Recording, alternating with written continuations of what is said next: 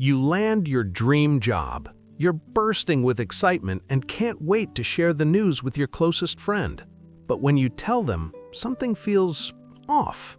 Their smile doesn't quite reach their eyes. They offer congratulations that sound hollow, followed immediately by, "Well, I'm sure the pay isn't that great." Or, "Aren't they known for working people to death?" Instead of celebrating your win, they've found a way to diminish it, leaving you feeling confused and deflated rather than supported. If this scenario sounds familiar, you may have encountered something psychologists call an ambivalent relationship, a connection that contains both positive and negative elements, creating an emotional roller coaster that's actually more damaging to your health than relationships that are purely negative. This isn't just about having a bad day or a friend who occasionally disappoints you.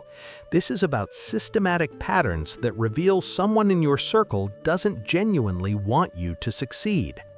The research on this topic is startling. Studies by psychologist Bert Uccino at the University of Utah reveal that approximately half of people's social networks consist of ambivalent ties, relationships that are both helpful and upsetting. Even more concerning, research shows these mixed relationships elevate blood pressure more than interactions with people we actively dislike. When you encounter an ambivalent friend, your blood pressure spikes higher than when you're with someone you can't stand because you expect very little from someone you dislike, but ambivalent friends keep raising your hopes only to dash them. The consequences extend beyond temporary disappointment.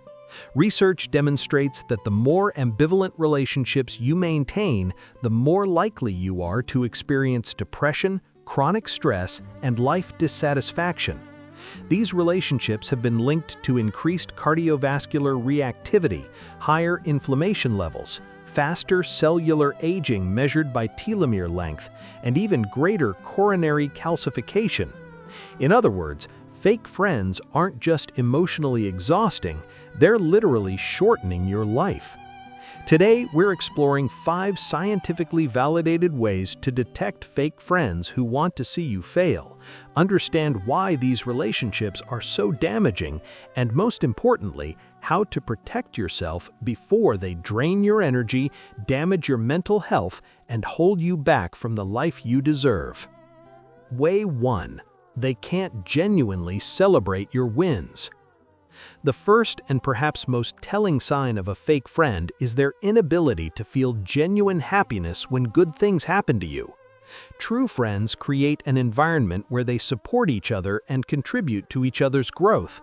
Fake friends can't do this because your success triggers something uncomfortable in them, usually jealousy, insecurity, or competitive feelings they can't acknowledge.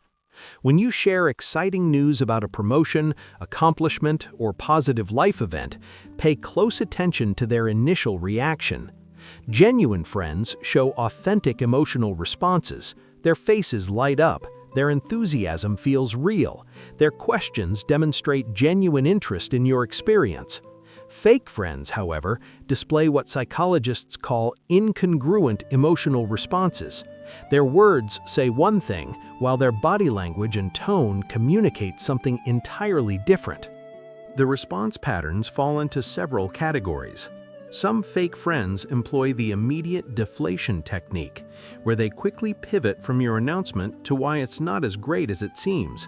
They might question the value of what you've achieved, highlight potential downsides you haven't considered, or compare your achievement unfavorably to something else.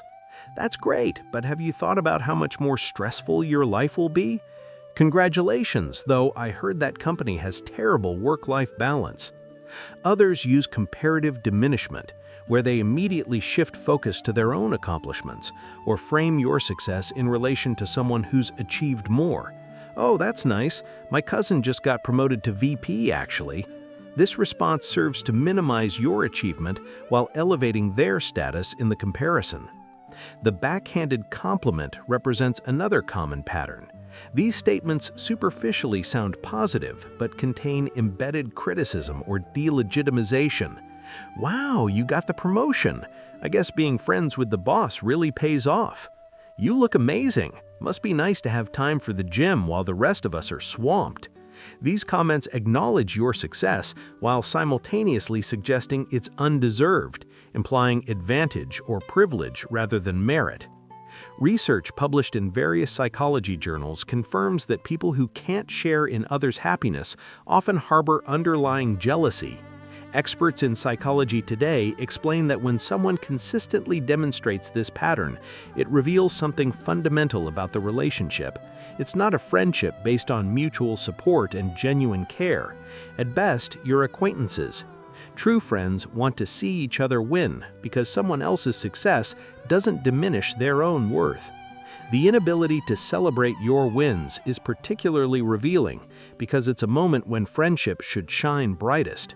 These are the times when authentic connections prove their value, when someone is genuinely happy for you simply because you're happy, with no agenda or hidden resentment. When that joy is conspicuously absent, you've discovered an essential truth about the relationship. Way 2. They're only around when they need something. The second major indicator of a fake friendship is what psychologists call opportunistic or parasitic behavior patterns. Psychotherapist Annette Nunez explains that fake friends usually want something from you but give nothing back in return. You're carrying the friendship while they contribute nothing of substance. This pattern manifests in several distinct ways. The most obvious is the disappearing act when you need support. Fair weather friends, as research calls them, are present for parties, celebrations, and good times, but mysteriously vanish when difficulties arise. You get sick, face a crisis, experience loss, or simply need emotional support, and suddenly they're unavailable, busy, or strangely unreachable.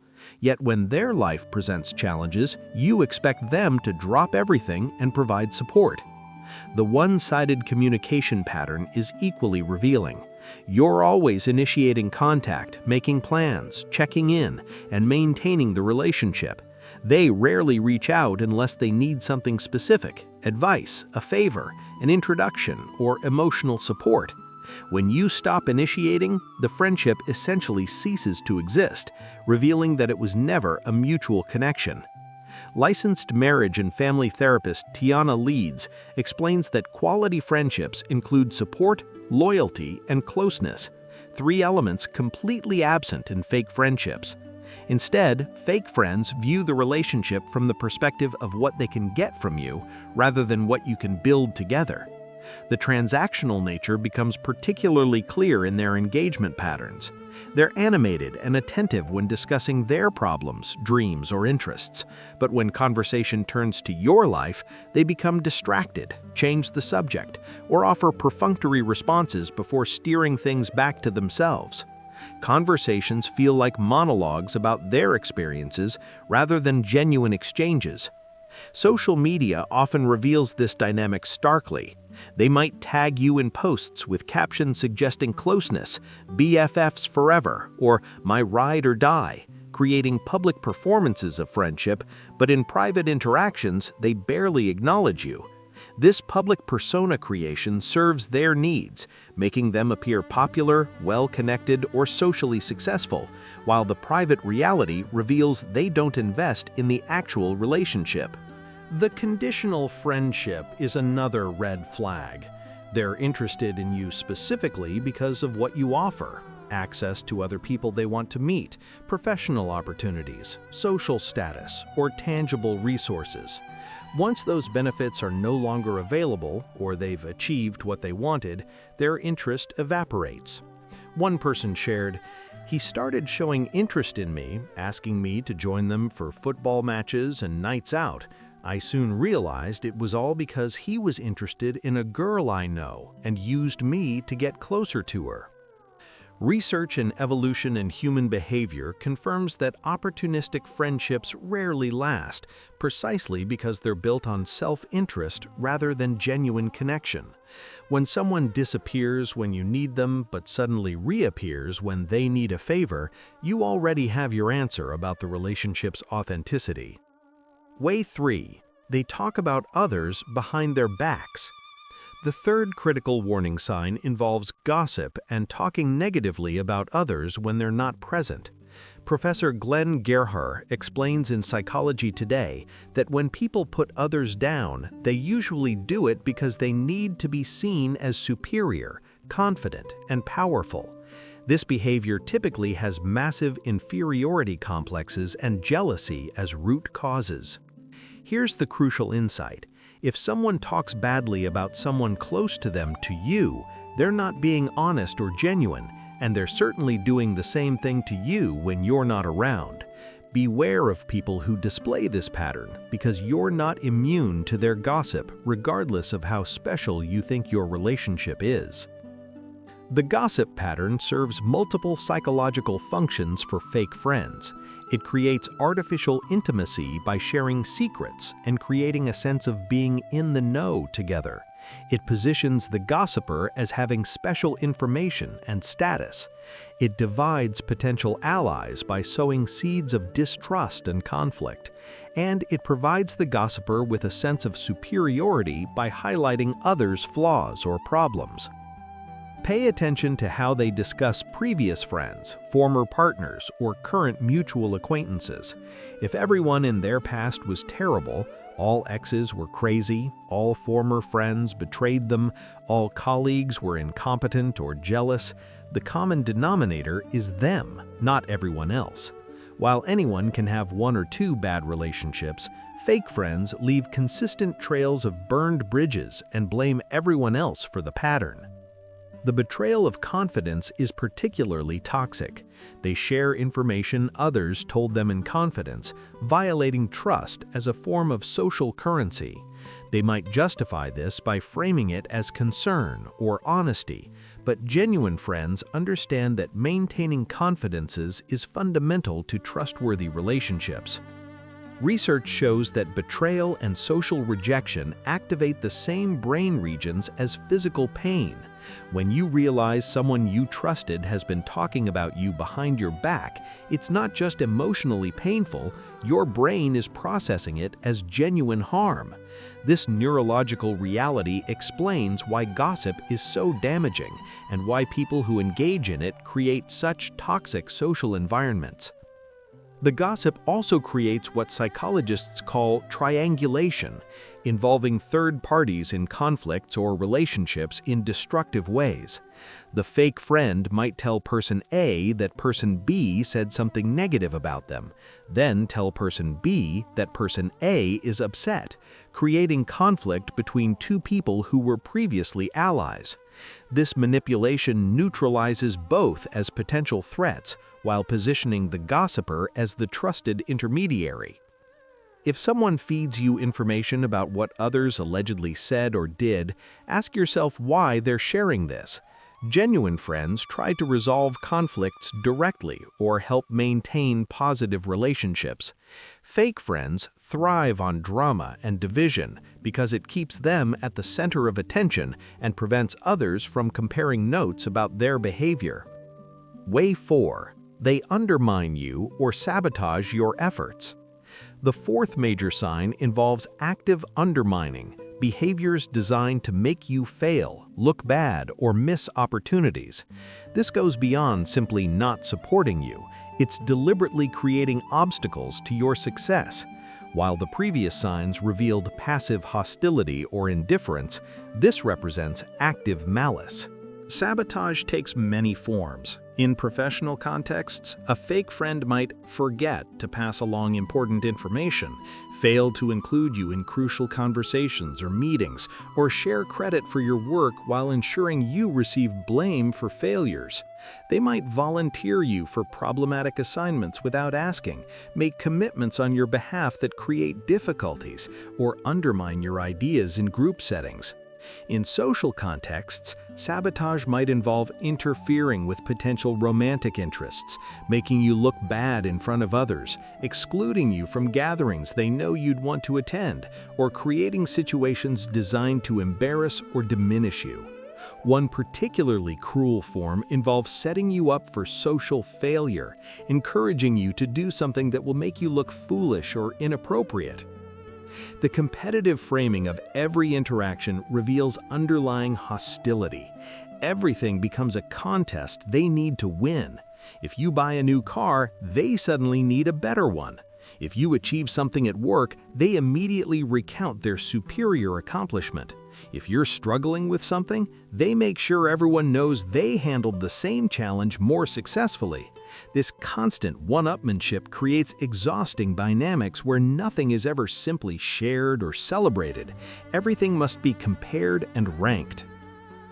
Experts describe another form of sabotage as gaslighting, manipulating you into doubting your own perceptions, memories, or sanity. They deny conversations that definitely occurred, insist you're misremembering events, trivialize your emotions by claiming you're too sensitive, or even suggest you need professional help for your confusion. Preston Nye in Psychology Today explains that gaslighters use blame, excuse-making, and victimhood to cover up their own inadequacies. A healthy friendship with someone who consistently gaslights you is virtually impossible because you're dealing with someone who has an instinct for manipulation, refuses to recognize their mistakes, and will never allow you to feel emotionally safe with them. The sabotage often occurs covertly enough that you question whether it's intentional. This ambiguity is part of the tactic. If you can't definitively prove malice, you look paranoid or oversensitive for calling it out. But trust your instincts. If you repeatedly find yourself in disadvantageous positions after interactions with this friend, if opportunities mysteriously fall through after they're involved, if your reputation suffers following their helpful interventions, these patterns reveal their true intentions. Way 5. The relationship has dramatically unequal reciprocity. The fifth sign involves fundamental imbalance in emotional labor, support, and investment. Quality friendships feature mutual reciprocity. Both people give and receive relatively equally over time. Fake friendships are persistently one-sided, with you consistently providing far more than you receive. This inequality manifests across multiple dimensions. Emotional reciprocity imbalance appears when you're their therapist, absorbing their problems, providing endless support and advice, while they're unavailable, dismissive, or irritated when you need emotional support. The fake friend dumps their life problems on you regardless of your capacity or willingness to bear that burden, but when your turn comes, they have no energy, time, or interest.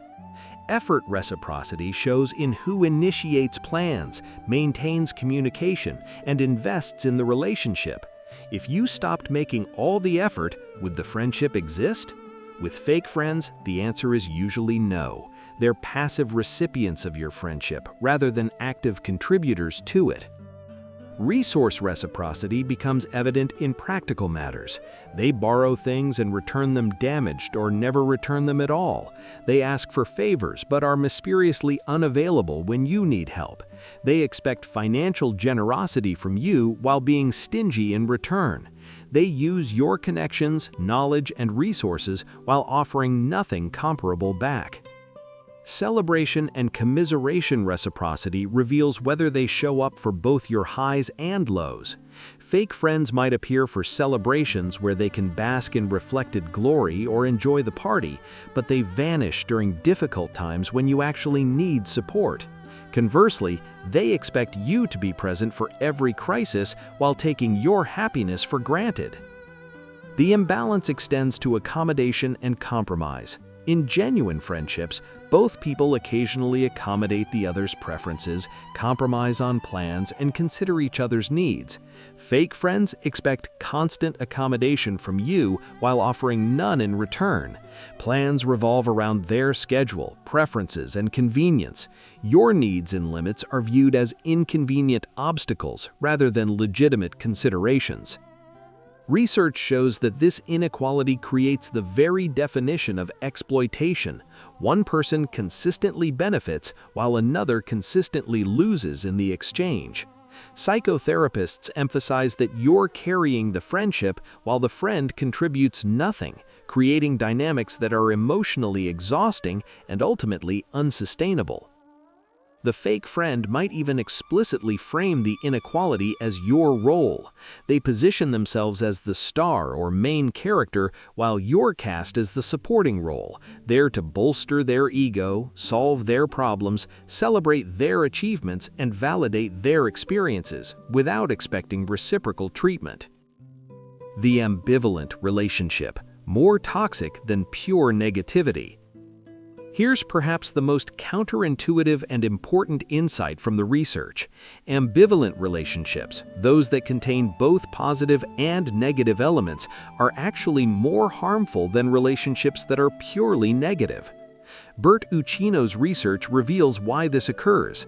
With people you dislike and cannot avoid, difficult coworkers, antagonistic classmates, irritating acquaintances, you have clear expectations. You expect little from them, maintain emotional distance, and aren't surprised or hurt when they act badly. Your defenses are up, and you're not emotionally invested in their opinion or treatment of you. But with ambivalent friends, people who are sometimes supportive, sometimes undermining, sometimes wonderful, sometimes terrible, you can't maintain that protective distance. They keep raising your hopes with periods of genuine seeming friendship, only to dash those hopes with subsequent hurtful behavior. This unpredictability is psychologically toxic. The research demonstrates measurable health consequences. Studies found that when people discussed negative events with ambivalent friends, their systolic blood pressure reactivity reached higher levels than when discussing the same events with purely supportive friends. Blood pressure monitoring over 3 days revealed consistently elevated readings during interactions with ambivalent friends, higher even than during encounters with people subjects actively disliked. This phenomenon explains why ending ambivalent friendships often feels more difficult than ending clearly toxic ones. The intermittent positive reinforcement, those moments when they act like a real friend, creates powerful psychological bonds. It's similar to the dynamics in abusive relationships, where periods of kindness make victims hopeful that things can improve, trapping them in cycles of disappointment and renewed hope. Julianne Holt-Lunstad from Brigham Young University explains that once you develop ambivalent feelings about someone, future interactions with that person may be judged through that lens. You become less able to overlook thoughtless comments or small slights from ambivalent friends than from clearly supportive ones. Every interaction carries the weight of past disappointments and the anxiety of not knowing which version of them will appear. The ambivalence also affects your physiological stress response. Research links these relationships to increased depression rates, elevated cardiovascular reactivity, higher inflammation levels, faster cellular aging measured by telomere length, and increased coronary calcification. In other words, these mixed relationships create chronic stress that affects your body at the cellular level. Why we keep fake friends. If fake friends are so damaging, why do we maintain these relationships? Research by Holt-Lunstad and graduate student Brianna Bigelow Bushman reveals that people hang on to difficult friendships deliberately for several reasons. The relationship has a long history. You've known this person for years, maybe since childhood, college, or early career. The length of time invested makes the relationship feel too significant to simply abandon, even when it's no longer healthy or beneficial. The good aspects offset the bad sometimes. The ambivalent friend isn't consistently terrible. They have moments of genuine connection, shared humor, or real support that remind you why you became friends initially. These positive moments create hope that the relationship can return to that state permanently. Shared social circles make extraction complicated. Ending a friendship with someone embedded in your social network creates awkwardness, potential drama, and the risk of losing other connections. It feels easier to maintain the status quo than navigate the social fallout. Social neuroscientist John Cacioppo explains that humans evolved to prioritize avoiding enemies rather than making friends. Why? If we make a friend who turns out to be an enemy, that could mean death. But if we label a potential friend as an enemy, that's survivable. This evolutionary bias makes us overly cautious about ending relationships, even when they're clearly harmful. Fear of loneliness or scarcity thinking also plays a role. You might believe this friend is better than no friend at all, that you won't find better connections, or that ending friendships reflects poorly on you. These fears keep you accepting treatment you would never tolerate in any other context. The sunk cost fallacy, the tendency to continue investing in something because you've already invested so much, applies to friendships just as it does to bad business ventures or romantic relationships. "I've invested years in this friendship" becomes justification for investing even more, despite clear evidence that the investment isn't generating positive returns. Protecting yourself and moving forward. If you've identified fake friends in your circle using these 5 ways, several strategies can help you protect yourself and potentially transition to healthier relationships. First, recognize that you deserve better. This isn't about being judgmental or unforgiving, it's about valuing yourself enough to insist on relationships characterized by mutual respect, reciprocal care, and genuine support. The Journal of Happiness Studies confirms that positive, supportive relationships lead to more fulfilling lives, while toxic relationships drain energy, erode confidence, and hold you back. Consider whether the friendship can be salvaged through honest communication. If this person has been genuinely supportive in the past and the problems are relatively recent, it may be worth having a direct conversation. Leeds suggests asking yourself what your friend is like in their other relationships. If you have a hard time finding any solid, real friendships in their life, there's little reason to believe you'll be the exception to the rule. If you determine the friendship has potential and they demonstrate capacity for vulnerability and generosity, have an honest conversation about how you've been feeling. Focus on specific behaviors rather than character attacks. Use I statements about your experiences rather than accusations. Clearly define what you need from the friendship moving forward. However, if the pattern has been consistent over time, if they have a history of burning through friendships, or if your well-being is significantly impacted, ending the relationship may be necessary. This doesn't require dramatic confrontation. You can implement gradual distancing, reducing contact frequency, limiting what you share, becoming less available. Some friendships naturally fade when you stop maintaining them. For more overtly toxic situations, setting clear boundaries becomes essential. Be direct about what behaviors you'll no longer accept. Don't explain, justify, or defend your boundaries. State them clearly and enforce consequences when they're violated. If they become defensive, ridicule you, or ignore your boundaries, you'll have confirmation that they're not a real friend. In extreme cases where the fake friend is destructive or refuses to respect boundaries, clean breaks may be necessary.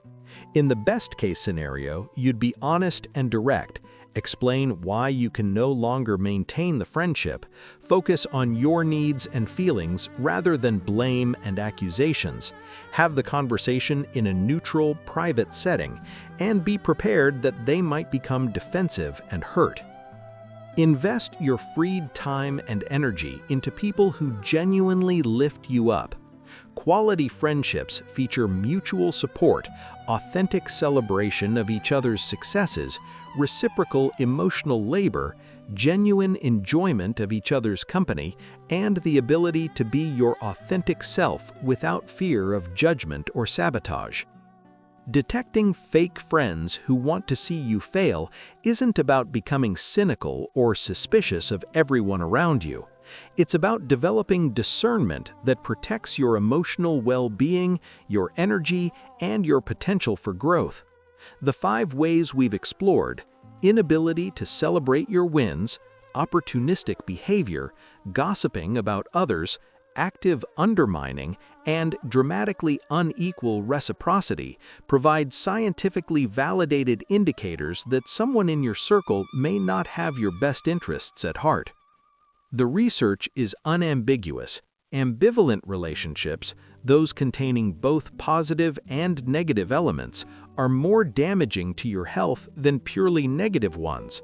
They elevate your blood pressure more than encounters with people you dislike.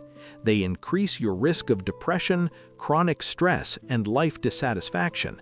They accelerate cellular aging and increase cardiovascular risk. These aren't minor inconveniences, they're serious threats to your physical and mental health. But here's the empowering truth: you have the right to curate your social circle. You're not obligated to maintain relationships that drain you, undermine you, or hold you back. The idea that we must accept and retain every person who enters our lives is false. Just as we grow out of clothes that no longer fit, we can grow out of friendships that no longer serve us. Remember that only about half of our friendships are actually mutual. In other words, we're remarkably bad at distinguishing real friends from fake ones. This isn't a personal failing, it's a common human blind spot. We want to believe the best about people, especially those we've invested time and emotion in. But believing the best shouldn't require ignoring clear evidence of the worst. Your instincts are valuable. If something feels wrong in a friendship, if you consistently feel drained or diminished rather than energized and supported, if you notice these 5 patterns appearing repeatedly, trust those feelings. Your intuition is processing patterns your conscious mind hasn't fully articulated yet. Moving forward, prioritize relationships that demonstrate genuine reciprocity, authentic celebration of your success, trustworthy confidentiality, active support during challenges, and balanced emotional labor. Life is too short and energy too precious to waste on people who don't genuinely care about your well-being and success. Fake friends are toxic, pure and simple. They steal your energy, erode your confidence, and hold you back from reaching your potential. Recognizing their signs is the first step.